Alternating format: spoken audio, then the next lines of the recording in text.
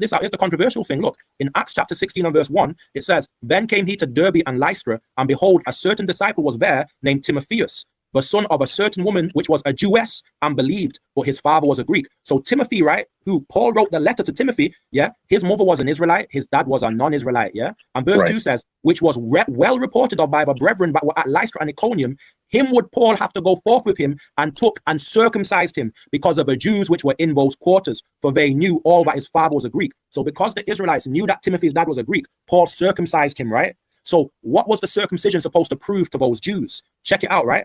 Romans 2:28, Paul's own words. He says, for he is not a Jew which is one outwardly, neither is that circumcision which is outward in the flesh. So Paul literally said that the sign that you're outwardly a Jew is to be circumcised in the flesh. So by Paul circumcising Timothy, a man whose mother was an Israelite and his dad was a Greek, he was declaring that Timothy was still an Israelite through his mother, okay, which is something that most Israelites don't accept. But we can see Timothy's dad was a Greek, and Paul circumcised him right after Acts chapter 15, where Acts 15 and verse 23 declares, and it says this, verse 24 says, for as much as we have heard that certain which went out from us have troubled you with words, subverting your souls, saying ye must be circumcised and keep the law, to whom we gave no such commandment. So Acts 15 is clear. The Gentiles that come into Christ, that are going to serve the Israelites, they don't have to get circumcised in the flesh. So the fact that Paul circumcised Timothy was showing that Timothy was still counted an Israelite, even though he was mixed race with a heathen father. And the last point I'm going to show you, brother, and this is, there's